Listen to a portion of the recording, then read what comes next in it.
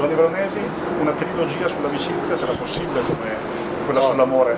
No, non lo so, io non penso mai, a parte i manuali d'amore che erano preventivati, di solito io penso sempre ai film uno per uno.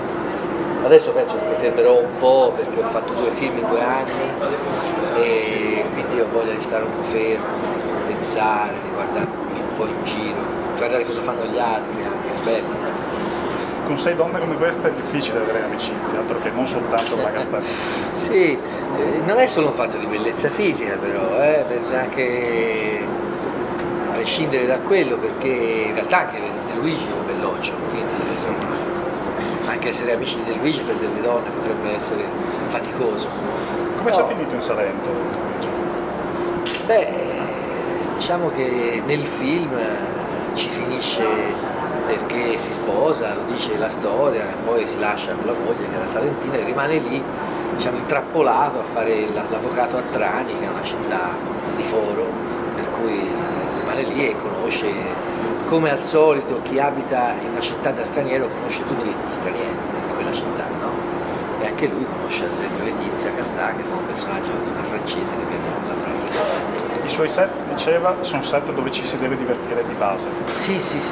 Questa è una regola che ci deve essere, si deve ingrassare, divertirsi, ubriacarsi, perché è importante per me che questo mestiere sia concepito come un gioco che ha delle regole ferree che vanno rispettate, non è che poi la mattina uno non deve lavorare, però la sera bisogna divertirsi, perché scaricare la tensione, sdrammatizzare, non prendersi troppo sul serio per me è una componente molto importante per far sì che il film venga bene, specialmente questo genere di film qui, penso, ma ho convinto anche altri generi.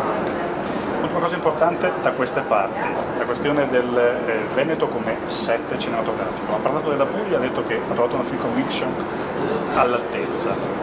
Cosa deve avere una film commission, una regione per poter offrire la Cinecittà anche fuori?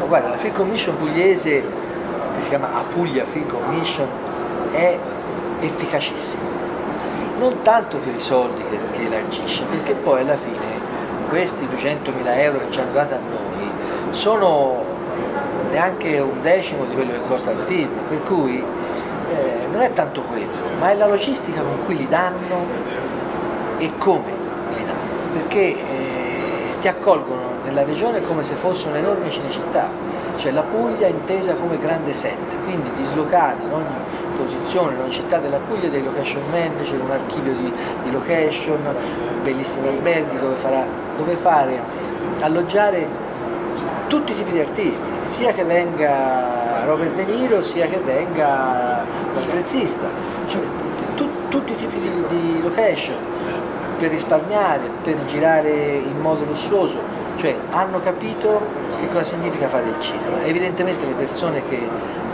operano dentro a quella film commission sanno come avere i rapporti con le troupe, come avere i rapporti con le produzioni e come avere i rapporti con gli artisti. In Trentino l'hanno capito, qui ancora non tanto. Qui non lo so, perché diciamo che qui c'è una grande difficoltà che è Venezia.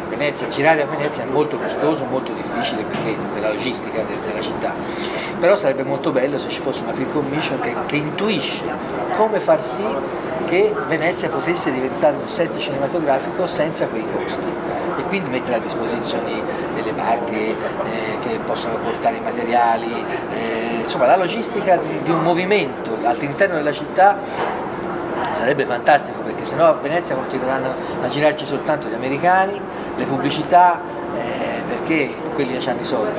E i film italiani raramente riescono a venire a Venezia. Io alle volte mi provo a scrivere scena 1, Venezia, Canal Grande, il produttore dice fermo tutto, no, facciamo la Pistoia, è meglio, costa meno. E allora devi adattare la storia sempre, perché venire a girare a Venezia è costoso. Quindi ci vuole una film commission non soltanto di gente che conosce il cinema, ma di gente che conosce bene la città e che riesca a far confluire all'interno di un'operazione così complicata come quella di fare un film le cose logistiche, risolvendole in modo molto semplice, perché la semplicità poi in questi casi paga sempre molto. Quindi ci vogliono persone di cinema ma che conoscano bene il territorio. Grazie.